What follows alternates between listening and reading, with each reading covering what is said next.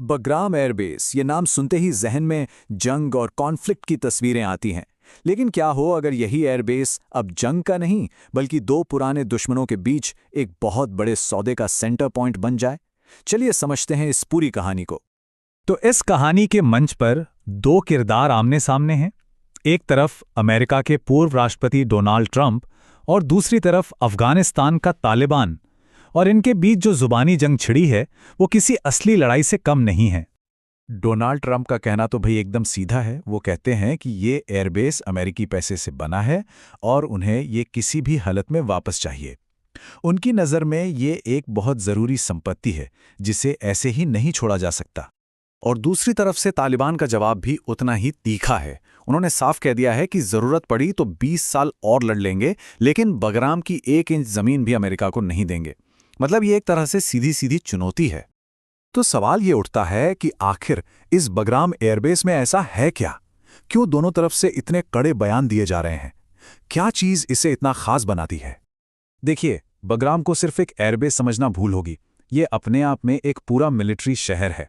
Soviet संघ ने इसे बनाना शुरू किया, लेकिन अमेरिका ने इसमें अरबों डॉलर लगाकर अस्पताल, बैरक और ना जाने क्या क्या बना दिया। इतना कि यहाँ हजारों सैनिक आराम से रह सकते थे। और 2021 में जब अमेरिकी सेना वहां से गई तो ये पूरा का पूरा रणनीतिक किला वहीं छूट गया। तो अब अमेरिका इसे वापस क्यों चाहता है? इसकी वजह ना काफी दिलचस्प हैं। सबसे बड़ी बात है इसकी लोकेशन। ये चीन के न्यूक्लियर टेस्ट साइट लोप नूर पर नजर रखने के लिए एकदम परफेक्ट जगह है। साथ ही एंटी टेररिज्म ऑपरेशंस के लिए ये एक रेडीमेड बेस है और इससे पूरे सेंट्रल एशिया में अमेरिका की पकड़ मजबूत होती है।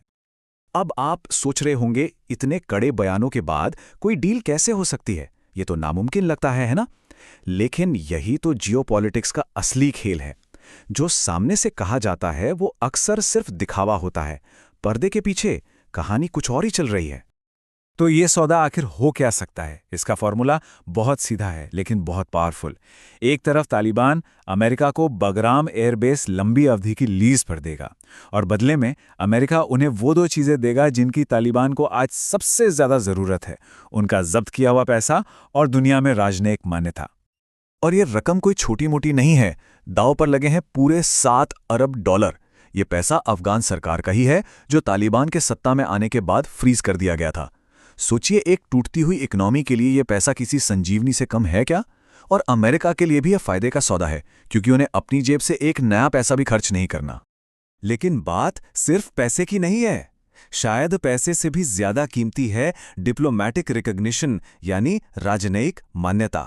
आज की तारीख में तालिबान सरकार दुनिया में बिल्कुल अकेली है। उनके अधिकारी कहीं आ जा नहीं सकते, बड़े मंचों पर हिस्सा नहीं ले सकते। अमेरिकी मान्यता मिलते ही ये सब बदल जाएगा। उनकी सरकार को एक वैधता मिल जाएगी जो किसी खजाने से कम नहीं है। पर सवाल ये है कि ये सब अचानक अब क्यों हो रहा है? ऐसा क्या बदल गया कि ये पुराने दुश्मन बात करने को तैयार हैं? इसका जवाब छिपा है एक तीसरे बड़े प्लेयर में, और वो है चीन।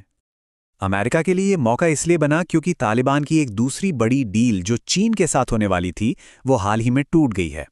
और जब एक दरवाज़ा बंद होता है तो दूसरा खटखटाना ही पड़ता है। तो हुआ ये कि चीन ने तालिबान से तेल के क्षेत्र में $540 मिलियन के निवेश का एक बड़ा वादा किया, पर यह वादा जल्दी ही टूट गया। तालिबान ने चीन पर कॉन्ट्रैक्ट तोड़ने का आरोप लगाया, तो वहीं चीनी कर्मचारियों ने चोरी और उत्पीड़न की शिकायतें की। नतीजा ये हुआ कि सौदा पूरी तरह से ठप हो गया और चीन तालिबान के रिश्तों में कड़वाहट आ गई। बस इसी कड़वाहट ने अमेरिका के लिए एक नया दरवाज़ा खोल दिया। तो हम जो देख रहे हैं वो असल में जियोपॉलिटिक्स के एक नए खेल की शुरुआत है। इस खेल में खिलाड़ी बदल रहे हैं और पुरानी दोस्ती और दुश्मनी को अब नई ज़रूरतों के तराजू पर तौला जा रहा है। और ये इंटरनेशनल पॉलिटिक्स का एक बड़ा सबक भी है। जो तीखी धमकियां और बयान हमें सुनाई देते हैं वो अक्सर बातचीत की एक स्ट्रैटेजी होती है। असली काम, असली सौदेबाजी तो हमेशा चुपचाप बंद दरवाजों के पीछे ही होती है। और यहीं आकर हम सबसे बड़े सवाल पर रुक जाते हैं। एक तरफ है युद्ध का लंबा और कड़वा इतिहास, और दूसरी तरफ हैं मजबूत आपसी हित जो दोनों को एक सौदे की तरफ धकेल रहे हैं। तो सवाल यह है कि इस नए जियोपॉलिटिकल खेल में कौन जीतेगा, पुरानी दुश्मनी या नया मतलब? इसका जवाब तो सिर्फ आने वाला वक्त ही बताएगा।